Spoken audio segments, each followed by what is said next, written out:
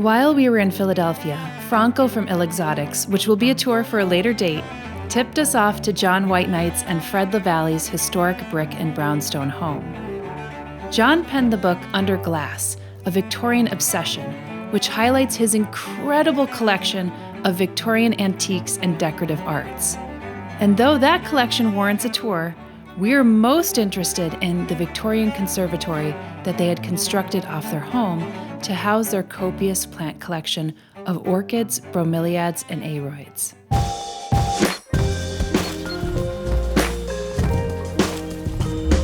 This houseplant home tour is brought to you by the Vivaya Collection. So we got this new shoe brand called Vivaia, and you can see they're super flexible, which is really great because if you're traveling or packing up anywhere, or if you're actually wearing them, they conform to your foot very well.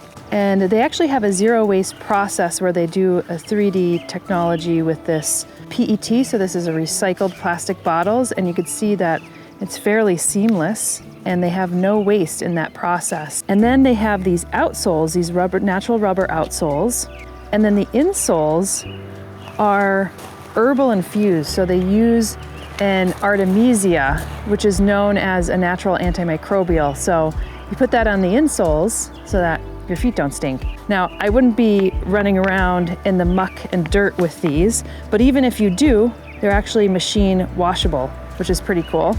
I still probably wouldn't be running around in the muck and dirt. The one thing I would say is that, I have a pretty large foot, and when you have these like really lightweight shoes and you're packing them in, it's great, but I wish I could have gotten a bunch of their styles in a larger size, but they only go up to a large size in some of their styles. You'll see 42. I'm one of those big-footed people. But these are great, and you can see they're very classy, very nice, and I've been doing some of my houseplant home tours and my botanical garden tours in them, and they've held up nicely. Head over to vivayacollection.com and use the code SRO for 18% off your purchase.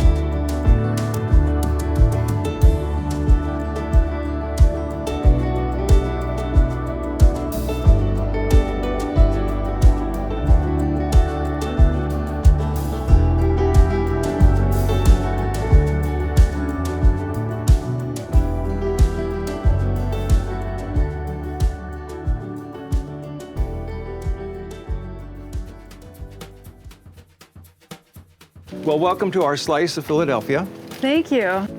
How long have you lived here? We've owned this for 40 years. Okay. 40 years. And I'm assuming this wasn't part of it, or did you? No. Okay. No, this came about 22 years ago. And what happened was, and I want you to meet Fred when we go inside. Yeah. Fred is my husband, and we were sitting 22 years ago up in the back parlor, and I said to him, it was a January night, and I said, have you ever thought about a conservatory? And he goes, yeah, I think that's a pretty cool idea. Since I've been into plants for 60 years. Did you have plants Don't prior do any to math on that. Anyway. Did you have plants before the conservatory? Like yes. You were into them, you had yes, them, but minimal. Yeah. Very minimal. Yeah.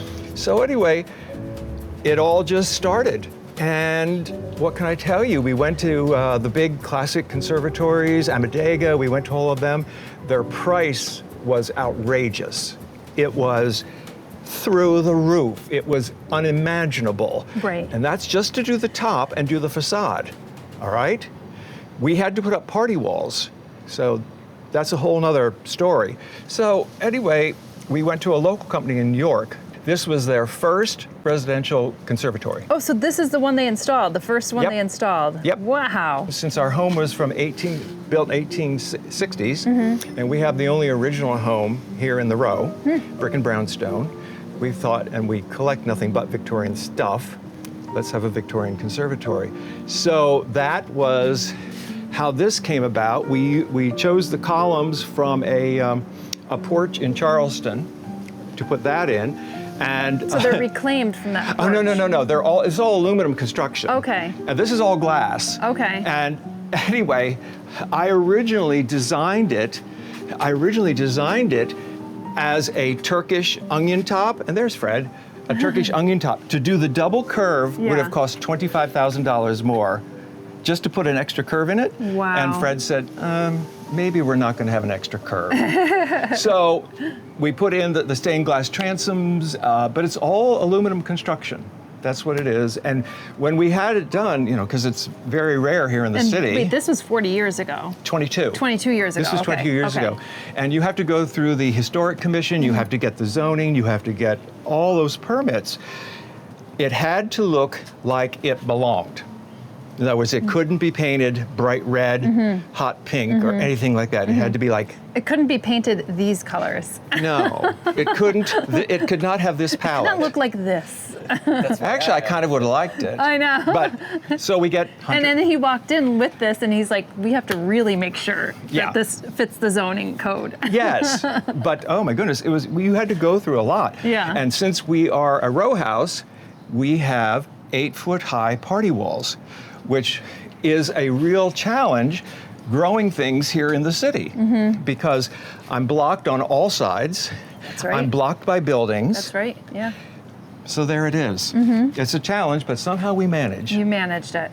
So, how did you like how it held up after 22 years? It's holding up very well. Yeah, especially being the first. You know, it was I'm the sure first. There's like a and lot of things that you had to find out. It is a polyurethane top, polycarbonate, top. And it has a 15% cut of UV so during the winter. So now summer's coming, we drop the shade cloth, which adds another 50%. So in the dead of summer, we get 65% cut. Have you had to replace the polycarbonate over those times? No, Okay. Thank goodness. Okay. Thank goodness. It's good to know, just longevity. But this is glass, and it's actually bulletproof. So no one's coming in. From literally this, bulletproof. Literally bulletproof. Yeah. So no one's coming in from this side. Okay. And this is eastern exposure, direct east, and we can go in. You can meet Fred. That'd be great. Yeah. Come on in.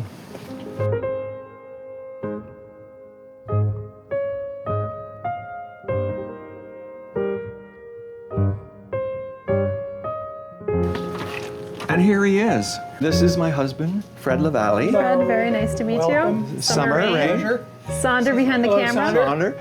And the story is that, you know, it's just the two of us. Without Fred, there'd be no conservatory. And Franco behind. And there he is. He's actually. There's like a random person creeping back there. It's called stalking. Yeah. All right. Yeah, right. It's called stalking. Perfect, yes. Well, he wants to make sure that all the exotic plants are doing okay. Okay, that's good. And all the rest, makes he's sure like, they're all he thriving. drops that little poison in there with Yeah. his little insect ring. Yes. Have you noticed the Anthurium over there? I know. Right? So, anyway. This is exquisite. Here it is. So wait, now tell me, because you said you collect Victorian stuff, did you Yes. kind of go back into the historic archives of what are the popular Yes. Victorian plants of the day, or? What the design is what we were going for, and the design in the mid 19th century was all about creating a jungle under glass. So in the later part of the Victorian era, they did conservatories where they had big wicker chairs and rugs, Persian rugs and big palms. No, the middle part was all about a jungle. You wanted to be immersed in the jungle. Wasn't there like a transition too, where even some of the women, they used to be focused on flowers, but then that was like too improper, and then they started to focus on foliage as well? Was that something during the Victorian? Yeah, I mean, it was always about flowers and the language of the flowers. Every flower had a word. Yeah. You know, Yeah. roses are love and pansies are thoughts and all that. But so yeah, we wanted to bring that whole Victorian vibe here because I always listen. This is a dream come true. Yeah, I mean, it's a dream come true for a lot of folks. So to invite us in here and just kind of get a sense of it is really cool. You know, Pleasing. Yeah, it's like it's an extension of your room. It feels like this feels like a room. You know. well, originally when we did this was supposed to be seating area. It's horizontal space means a place for Well, plants. Yes, you have pegged that absolutely. That took care of that. All right. So One day I was having breakfast, and I was having breakfast with 6 plants. I said, I give up. oh well, the plants. Take the other 3 What can I tell spots. you? It's just that's hasn't- the way it goes. He hasn't moved you outside yet. No, so. no. But so you know, it's a whole mix of you name it. Aroids, orchids, some stags. What did you first start with? A lot of orchids, actually. A lot of orchids. Yeah, a lot of orchids. And That's where a lot of people start. as a little boy, I got into gardening because I went with my father. My brothers would always run off and, you know, be shooting something or whatever they would be doing, naughty things. So he got me into the gardening, and then I got hooked on tropical plants when I was like this tall, and I kept going to the 5 and dime store. Yes, there was a 5 and dime store, believe it or not.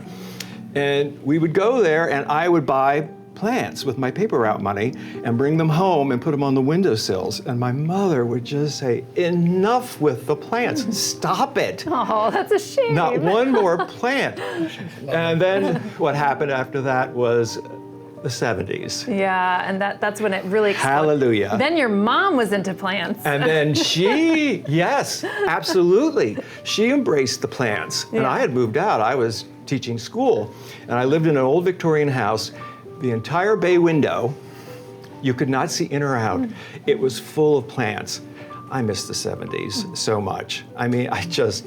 And I think you have to remember in Victorian times, particularly the wealthy, would have a small space attached to the house, Right. which was almost another little solarium, where things were brought in routinely. And Sure. outside would be a big grower house that perhaps the mistress would never see, just the gardeners. Yeah. And or they'd have huge places in England, big enough to ride a coach through. If you Wow. wanted to bring Queen Victoria to see her flowers, Which they did. you'd Yeah. put her in a Which they did. carriage and drive her through. It was so large. You would fill this place up with so much plants, she wouldn't even be able to drive her No, carriage. the carriage would not This make is it. a different combination. This is the more to the jungle, but still with enough space for display. Right. The thing is this, it's, you know, we go back and forth, greenhouse conservatory. And the thing is, this is about display. That's what it is. We're not looking for tables of orchids, you know, and most of the orchids obviously are up high because we only have top lighting, as I told you, outside, and we have east lighting. So almost all orchids are up there. Some of the aroids. You even fit some cacti and succulents like That's way where up there. that's where they Yeah. winter. That's where Yeah. So I have rare bulbs, South African bulbs up there. So do you take those outside About a pretty month from soon? now, they'll go out. They'll all go out. Yeah. And so what happened was, at the same time that we built this, when we were designing it, I said, my dream was to have a rainforest tree. That was my dream. Well, here it is. So Did you plant this in the ground or is it raised? It's a better story than that. Okay. it's fiberglass. Oh, it's fiberglass. You're such a little sneak. It is fiberglass. So I called the National Aquarium in Baltimore, and I said, where did you get your trees and your vines? And they said, Jolly Miller in Seattle. I called Seattle, and they said, what do you want? I want a 9-foot tall tree with 3 branches 9 feet wide to span. So, Look at this. the detail is wonderful. it's outrageous. It is insane. And I mean, it's so covered with everything, you can't even see the detail. And the way I designed it was that all the branches and some of the trunk have pockets in Right. with drain holes, with drainage. Oh, so you could plant little epiphytes in there. You plant anything you want. Yeah. And when it started out, I had a lot of orchids up here.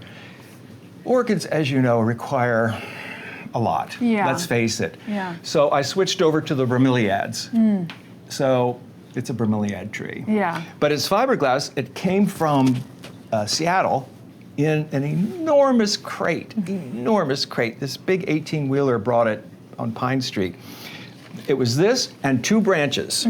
Okay? They sent a young artist. He stayed here for 3 days to put the extra branch on. So this was brought in before the facade was put on. Right. Well, actually, he did more than that. He put on a lot of the finish. I was gonna say, did he He did. paint He it had or like? mold. Yeah. Yeah, molds. he molded it. And what they have, Amazing. It's like an art. It's art. it is. It's an art piece. It is a sculpture. Yeah. And what they did was they took big, thick latex and did the negative mold on actual trees. Oh, so that's What where this they is, get- this is okay. all rebar construction. Then it's fiberglass embedded tape. Right. Wraps. Then they make this epoxy stucco, cover the whole thing, and then they take the big molds and shove the molds in to get all the proper pattern, and then they paint it. Oh my God. And then So- when it was about this tall, he had to take the night off and go to the hotel. So we filled it with concrete. Yeah, so we put about 50 gallons of concrete. There's a big central hole here, And it went. and then the rebar is pegged into a plinth, concrete, a slab, because this was a bird bath, correct? Yes. This octagonal piece was a Yeah. bird bath. Okay. So what we did was everything that we pulled off the floor to Yeah. make the planting beds, we kept every brick. Right. We repurposed every brick. Wow. And all of the security grates that were on the house over here, we put on the walls so the plants could climb up them. And there's the big one out back that you went past with the quince on it. Right. Right. And these walls are all concrete then? They are cinder block with stucco. Okay, cinder block with stucco. And originally they were bright red. Okay, but I mean, over like time. shocking red. But over time, they Over just- time, Yeah. this is what happens. But that's okay. It kind I of love like it. It's like this rustic, Yeah, yeah. worn-in feel. Yeah, and absolutely. it kind of it ages with the brick, you know. I wanted to show you Yeah. my original books, my first books that I bought. Oh my goodness. Okay. I have this one. All right. But then you have the AB graph has those like the thick Hortus ones. So this is like 1974, 1975. goodness, yeah. That was my first plant book wow. as an actual Fun adult. with growing odd and curious houseplants. That Yep, one. there it is. Yep. And the rest, How funny things come back around, right? seriously. Yeah. And boy, am I glad they did. Yeah. I am so thrilled that people are embracing this. It's basically 1970s all over again. It is. But even a little bit more psychotic. We went a little beyond the spider plant, though. Yeah. Okay. And here are some of the big Aroids.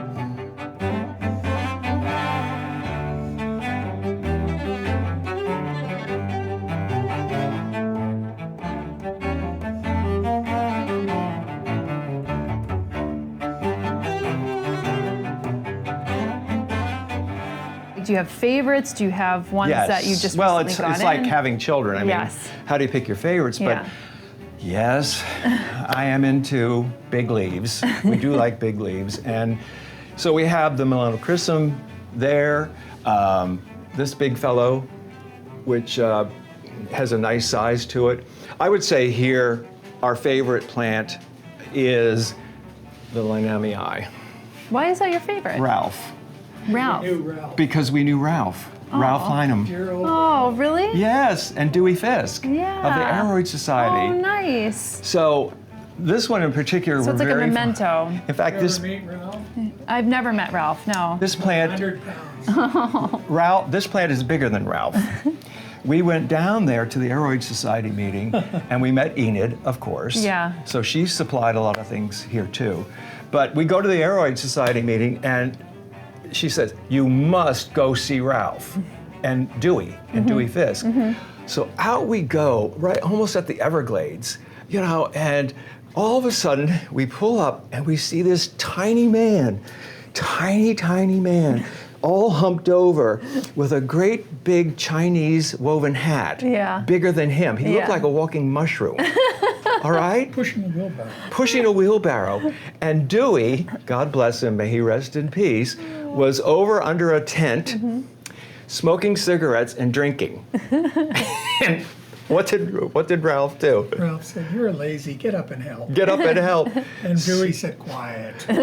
So we got to They see were him, there. and he was about 95, Well, he was 98 when he died. He was probably 90 then. maybe about 90. He was Yeah. around 90 And he years had old. just dispatched a coral snake with his shovel, with this poor, almost blind dog following him Oh, around. my It gosh. was something. So we had a Very nice. we had a great time there Great stories. and meeting them, and what a pair of They characters. had great stories. And they were the Airoiders. Right. And you know, Ralph started his business in the 1950s bringing tropical fish from South America. And every time he came back, he would bring a special plant or a tree.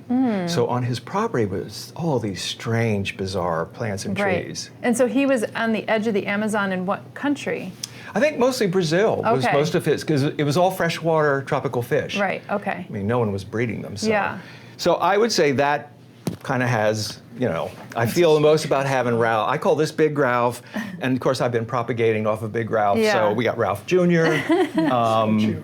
You know, Your real favorites are the bulbophyllum. well, they're coming. You know, Yeah. they're coming up, the bulbophyllums. So yeah, so lots of Anthuriums, big Malonii in the back, huge Malonii that we got from Marinock. Oh yeah, that is really large. You see that? That's a nice one back there. How do you get in on and to you know? You have to crawl around. yeah, you have and to crawl around on Yeah. all fours and have a. This is an interesting quite a one reach. too. You don't see a lot. Is the Anthurium lucens? That's pretty unique. Gigas is back there. Philodendron gigas, The darker one. the dark velvet Yeah. one. I'm tempted to now smell all these Anthurium flowers that come out. Have you ever Tried. No, We no tried. scent? No.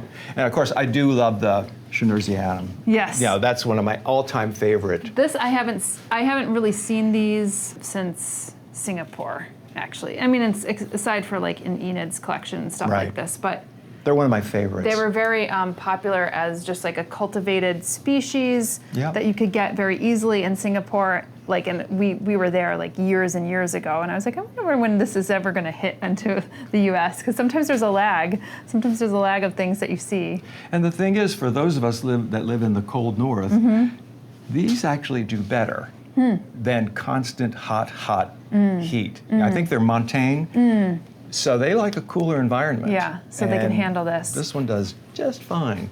The other feature over here, which is totally Victorian, is the aquarium. And this aquarium is from 1875. Yep. It was made by J. Fisk and Company down here. J.W. Fisk, made in New York City, 1875. It's cast iron. Wow. And the Victorians, why not? Have candles, plants, fish. It was like more is more. Too much of a good thing I know. is wonderful. Gazebo in Connecticut. Yes, this was in a gazebo, and then we had it cleaned up. And the problem is, in here at this humidity, you just know what cast iron's going to do. Yeah. But if you like that rusticated You look, go with it. Yeah. You go with it. And I don't know, should we do Leopoldina or should we do Why bulbophyllums? don't you move to your left and do the... I think we'll do the bulbophyllums. Okay. So Oh wow. these are Those my big boys. massive. And you're in for a real treat. You're here at a really good time Something's blooming. up there. Oh yeah, I see. Dark. you see it? Dark color. That is Fletcheriana or Spizii. That is a rare bloom. I've had it over 15 years. It's only bloomed twice. Oh my goodness. And this year it put out 3 blooms. Oh my God. So you're We're seeing timed very well. You're seeing the 3rd bloom. Yeah. If the sun would be out, if this would be hot and sun in here, it would smell like a cross between skunk and roadkill. Oh. It's they're big stinkers. And so, are these self-fertile at all, or no? I don't know. I mean, I've never gotten seed from it. I Yeah. have on this one, but there are 4 species here. Okay. So you have Fletcheriana or Spizii. Then you have the big Bulbophyllum phalaenopsis Yeah. with a 4-inch leaf. It's insane. I mean, this is a thick leaf too. Yeah. It's like cardboard. Yeah. So you have 2 of them here. Big Boy and his brother are here. Then you have Bulbophyllum macrobulbum here. And these, if you're familiar with them, they look like angry tulips when they bloom. Okay. Are you familiar I'm not with the familiar macrobulbum? because I'm not really don't strike me, but I'm like Okay. not really an orchid. Okay, You know, that's cool. fiend. Well, I love these big orchids, Yeah. and this is orthosepalum. Okay. This is Bulbophyllum orthocephalum, and it's kind of a smaller version of Speziae. And that's the one that bloomed for you before? Oh, these have all bloomed, Okay. and there's actually, oh, it's this one that has the seed pod. I don't know if you can see it underneath. Do you see it? I see the seed pod under There's here. a seed pod Yeah. under here. Okay, that's on the macrobulbum. So yes, It's hard to. so I would think that probably flies got in here Yeah. over the summertime. Yep. And they pollinated it. And these are the ones, these two are the ones that it comes out like a big hairy artichoke. It's supposed to look like maggots Oh, okay. on the meat. And do they have like a pollinia, or like how does it? One of those little pollen sacs? What it is, it has to be at its ripest. And then finally, the dorsal opens up to allow entry Okay. for these. Okay. The macrobulbum, it comes out and it opens like a tulip. Okay. But these, they really have to work And to the get angry in. tulip, it looks like an angry tulip, you said. So is it like a tulip that's like It's an angry tulip because it looks blood splattered. Okay, I see. Okay. So they're my favorite. They are, of all the orchids, those are my favorite. And then I guess the true queen of the place is, there she is. Spiritus-Sancti. This is Spiritus-Sancti. And this carries on the story of Dewey and Ralph. So you don't think of a plant as having a provenance, but this does.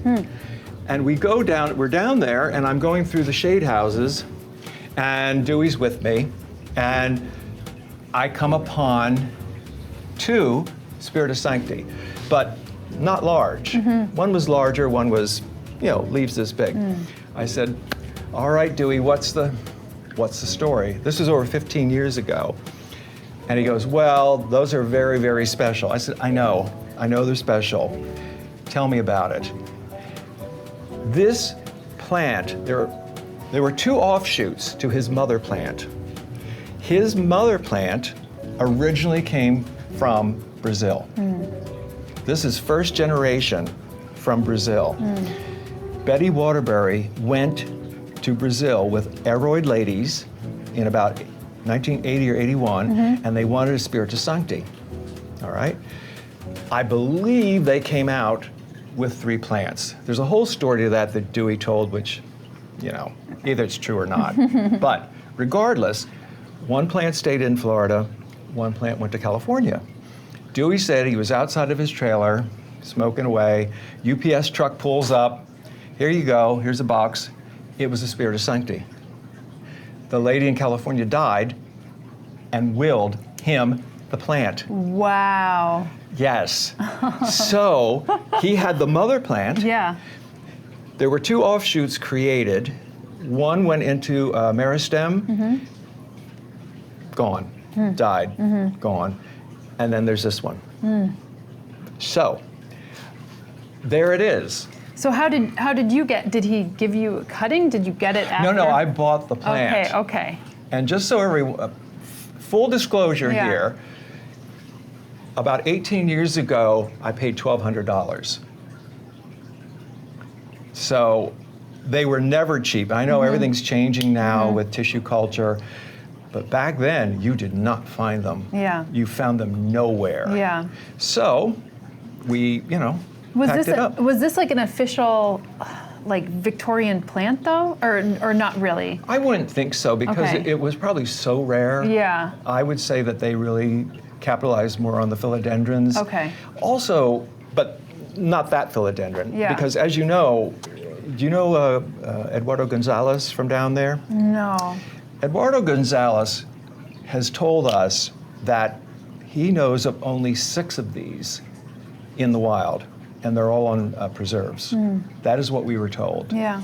So that was the whole Aroid Society connection. Yeah. And that's how we got Santa Leopoldina. Well, there she is. She is a gorgeous beauty. Yeah. So when she's- you started, she was just one leaf? No, I think it was or- about 3 leaves. Okay. And they were about this big. Yeah. You know. Yeah.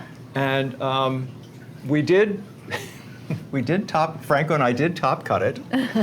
And I did very well with the top cutting. Yeah. Full disclosure. And I did very well. You got your investment back, is what you're saying. And then some.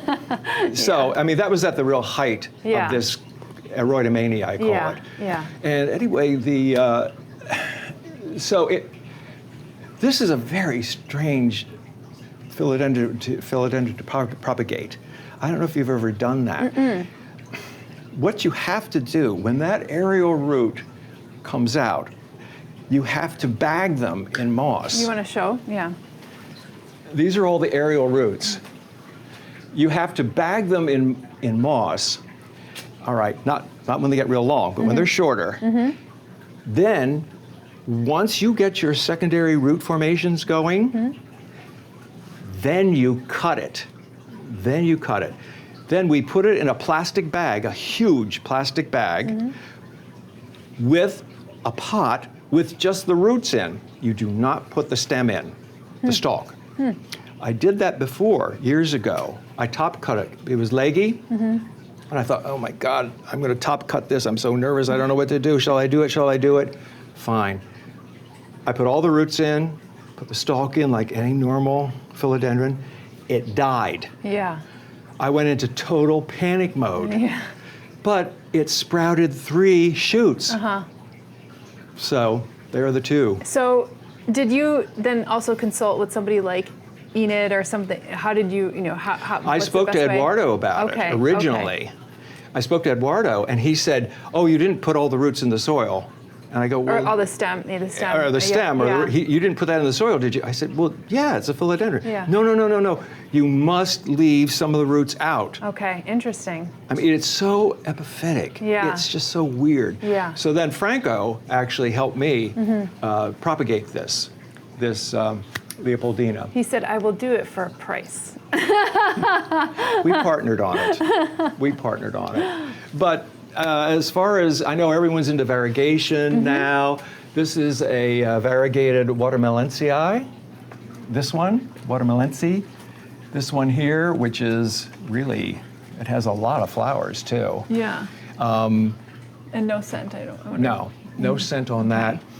I would say nice big cheesesteak. Not cheesesteak, Philly. Cheesesteak. Hey, we're in Philadelphia. Cheesesteak is like the thing here. Cheesecake. Swiss cheese. Swiss cheese, yeah. This is an interesting species orchid from the Philippines, and that is Phalaenopsis philippinense. And it's one of the striped leaf orchids, like Schilleriana. Yeah, I really like the variegation in that leaf. Yeah, it's really cool. And then I have my, your token stags, which I like. I have Coronarium up there. I have 2. This is the Elephantosis, and then we have my absolute favorite is the Andinum, which is the only staghorn from the Western world, from South America. Wow. From the Andes, Andinum. So is it more of a montane? No, Okay. It's lowland, but it is extremely endangered. Extremely in, I think it's Peru. Yeah, but it's Andinum. That's what it is. Most of them are from Asia, or some from. This is from Africa. This one. This is a hybrid here of a real old gentleman plant person out here in Pennsylvania, out in the countryside of Pennsylvania. And his name was Mushner, and he hybridized this staghorn, by the way. So Is it crossed with, do you remember what it's crossed with? I don't remember the cross. Okay. It was so long ago. Yeah. So there's no like spreadsheet that you keep on. I'm afraid not. Yeah. I'm afraid not. And then just a lot of fill. And then let's look down here. So here's the grotto. So how is this? So it's like elevated, or how is this? This would be in Victorian times. This would be where the trade entered. The staff came into the house here. We think that this was probably an area where coal and wood was stored. Remember, this is all out of doors. Right. So if you were a part of the trade or you were staff, you would never come through the front door. Right. You know that. And they would enter. The kitchen is down here. We still have the kitchen. So we took this area and we thought, and we can go down. You can take a look at the sculpture, and there it is. We made it into a grotto. I just love the fact that there's like multiple levels here. Well, that's what you wanted during Victorian times. You wanted to meander through the jungle. Yeah. And then was this also part of the home? Uh-huh. Wow. Yes. So you basically leaned into the look of the home. You created this. The period, the era. Oh yeah, there it is. And here it is. Yeah. That's a Triton. There he is. It's so peaceful. It is. It's wonderful. So how do you spend your time out here? Is it just like walking through? Is it passing by? Is it just taking care of the plants? Is it getting out a book? Like what? How does this fit into your life? It's mostly maintenance. Yeah.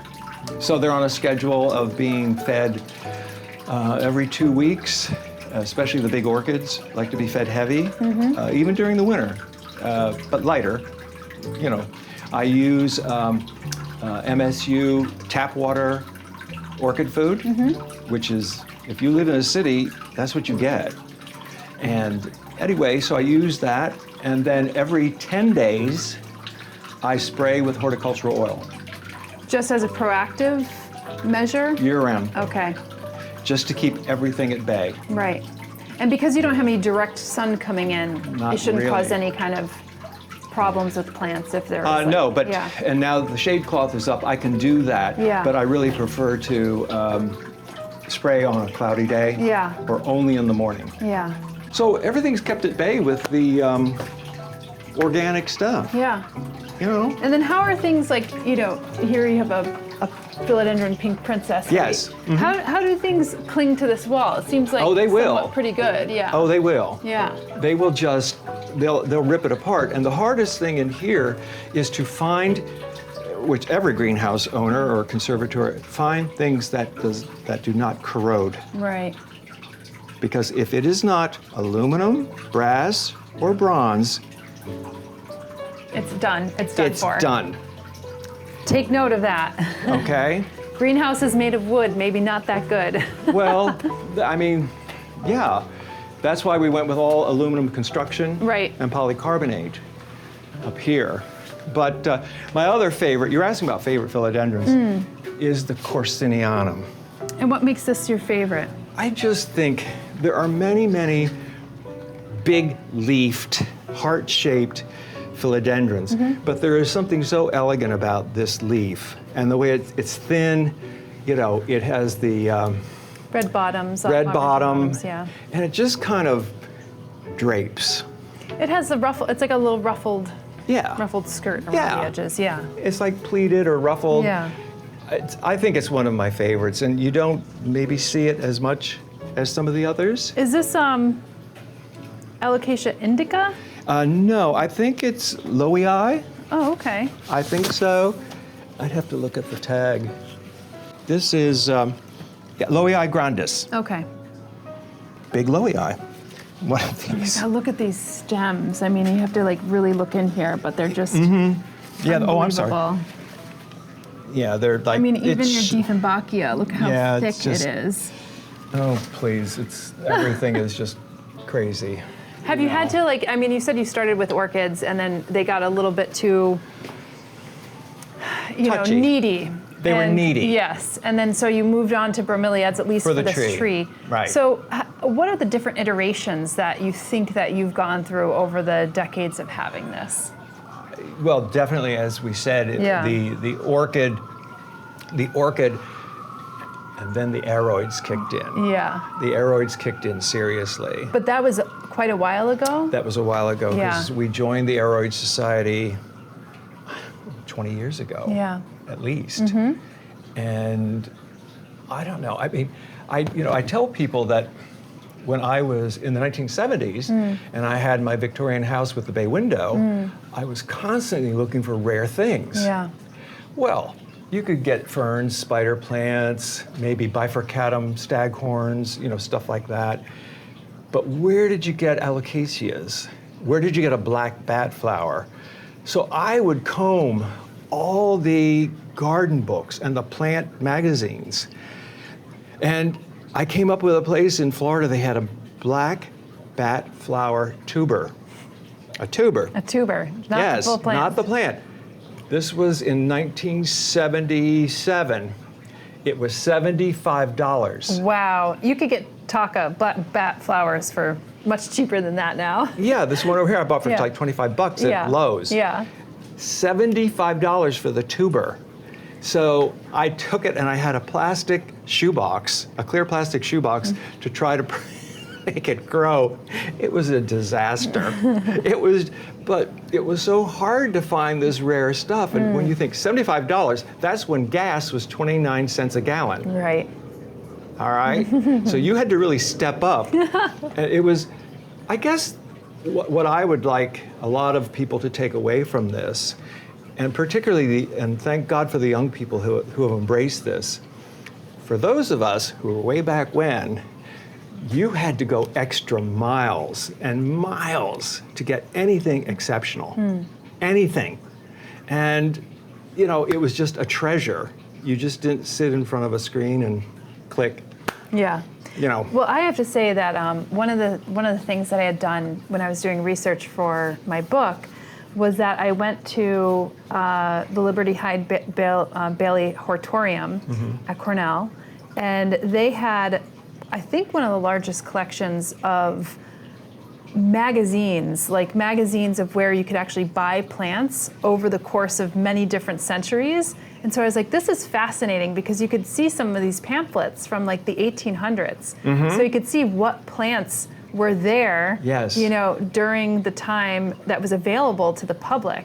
And I was like, wow, you know, some of these selections are actually quite robust, but many different places have moved on to more commercial plants and then just putting out, of course, when tissue culture came into, you know, onto the forefront, you started getting many different clones of like the same plant, that kind of stuff. But I was actually shocked with what was actually available through some of the plant catalogs back in the day. It was neat to look through. If you were to speak to someone at the time when this thing was made, and you would say, oh, by the way, in the next 140 years, you're going to be able to go to a grocery store and buy any orchid you want, they wouldn't believe you. Right. Because to get all of this stuff, all these species, remember, it had to come by ship. They had to put them in Wardian cases. Either they made, for every, you know, one that came, dozens died between South America and here or the Asia. So the Victorians, it was such a treasured thing. It was such a status. It was also a status thing too, let's face it. But now you just, you know, go and buy milk and get orchids. And, you know, in the 19th century, they used to call this style le jardin anglais, the English style. Garden or the? It was called the English garden style. Yeah. Because the English, in particular, really did the conservatories in this jungle mode. That's right. Okay. But it was called le jardin anglais.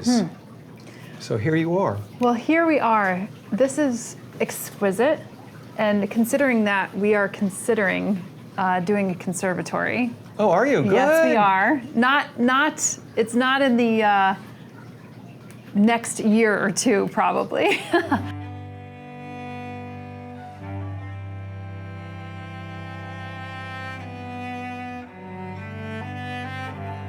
Another rare anthurium I wanted to show you yeah, over here, please. if I may, which I don't think you see in collections a lot. This is one of the, I think, the only Aroids from Jamaica. Ooh, look, Are you familiar with it? No, I don't. This Don't think is, so. I'm going to try to pronounce it, Anthurium mancuniense. Okay. And I bought this from a fellow out in San Diego, I don't know how long ago. And now what I've done is we have 1, 2, 3 propagations at the base. Franco has promised me that he'll come, we'll take it apart, Yeah. and then I'm going to give him one. I don't think you see that one a lot. And then this is, how do you have this planted? So it's in a plastic container, but you have the sphagnum on the outside just for looks? Just for looks. Just so, yeah, okay. And you can see how it's deteriorated. I just didn't know whether like the roots were coming out of the bottom. They eventually they will. Yeah. You know. And then up here is the Anthurium pseudo-spectabile. Okay, the big one. The big there one that's up like here. laying on top. Yeah. And then this is rafters. the actual spectabile. This one. This. Okay. This is spectabile. Oh, and that's in with an asplenium. Yes. Well, they're just hitchhikers. They're just sharing the.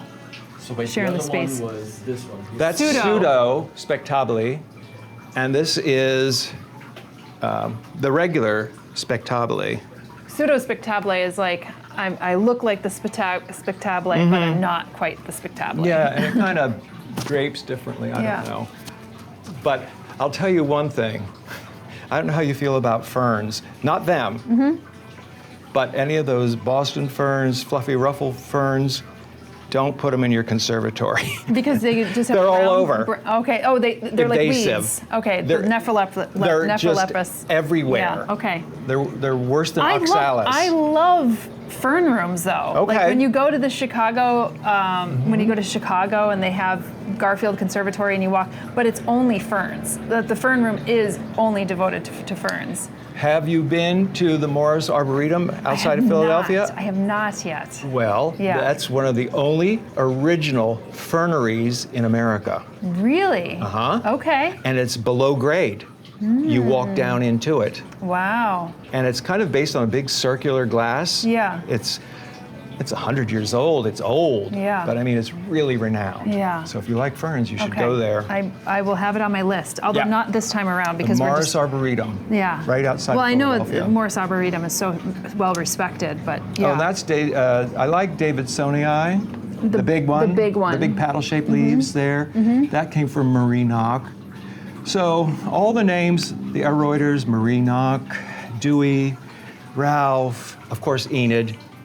And you know, 15 years ago, I would get the emails from Enid, anything new that was coming out, boom, I was on it. Yeah. And some have survived well, maybe not. This is another strange one too. But the thing is, you have space, but like you could run out of space very easily every time something new comes around. Yeah, and they get big. Yeah, they get huge. Like the first it's thing. not like you have a little bunch of peperomias or something. No. You have the biggest leaves out there. They're just huge. Yeah. And the first thing that we bought, because I loved birds of paradise, so we bought a white bird of paradise plant. Do not get that in your conservatory unless it's 50 feet high. It was hitting the glass before, you know, so that Before had it was to go age out. 4. Now you were telling us about this Anthurium. Oh, this is a really interesting one, and you don't see it very often. Okay. Berio-zablensi. There you go. I'm gonna let her. I'm gonna I let don't her know if pronounce that's even it. how you do it, but Best way to do it. Yeah, because that came from Enid years ago, and it was failing, and then we moved it, you know, into it's flowering now. It's gonna flower. It's happy now. Yeah. Oh, the other thing I wanted to show you too Yes, please. is over here. You talk about the 70s. This is the big epiphyllum cactus. yeah, Epiphyllum oxypetalum. oxypetalum. Yeah. All right. I bought this as 2 leaves in 1976. I know I don't look that old. So it has been cut back so many times, you have no idea. But when it's really going at it, Yeah. I'll have, in the summertime, up to 4 dozen blooms. Wow. This big. Yeah. Enormous. Yeah. When you come out here at 10 or 12 o'clock at night, it's mesmerizing. The smell, the perfume is Is it unbelievable. jasmine-y or what is that? It's kind of like jasmine, vanilla, Okay. but it's just sweet. Right. And you get one night only. One night only. One night only. I remember those days. I wanted to ask you about this one over here that I'd seen. What is this plant right here? That is a orchid. That's an orchid. Yeah. And that is Dendrobium anceps. And I like the structure of that. Yeah, people think it's a succulent, and when it is in bloom, little yellow flowers are underneath the leaves. Yeah. They line up. Yeah. Tiny little yellow orchids under there. But that's that's a pretty good example. Yeah. I've had it a long time. So I mean, look at some of the roots on this too. I mean, it's that's a Marie knock. unbelievable. And well, what has to be done is with those, we actually take a saw and then we saw it. We'll saw it off. And that's Where do you That's saw? a- Where do you take the saw? we'll probably cut it about here. Uh-huh. But this is a Minton ceramic jardiniere from about 1860. So you don't want to gyrate that. Well, you know, you can see what the conservatory has done to it, Yeah. first of all. Then, it's total roots. Yeah. So I don't know how am I going to clean it? I don't know how I'm going to get all that out of you there. almost need to clean it because what if it busts out of that? It conceivably Yeah, could. yeah. It could crack it. Yeah. So, but that's an antique, definitely antique jardiniere. Yeah. Minton, made in England. And you see the passion flowers on it? I do. The little maypops. Yep. Yeah. There they are. So, yeah. This is phenomenal. Thank you so much for inviting us in your world here. I mean, this is just, it feels good in here. I mean, it's a nice day out, but It it is. feels good in here. I don't know how it feels in the heat of the summer, but Hot. yeah. It's very hot. But what I have, just for all those people who are considering a conservatory or greenhouse, what we do is it is fully heated and air conditioned. Let us know what you thought of John's and Fred's conservatory collection in the comments below. And if you enjoyed this houseplant home tour, give it a thumbs up and subscribe to the channel if you've yet to do so to help support more long-form botanical content here on Plant One On Me. Additionally, if you hit the notifications button, it'll let you know when new content is released. In the meantime, you could check out our suite of online courses over at homesteadbrooklyn.com, including the 125 houseplant care spreadsheet, houseplant basics, troubleshoot your houseplants, and the houseplant masterclass. Just head over to homesteadbrooklyn.com for more information, and we'll see you in the next episode.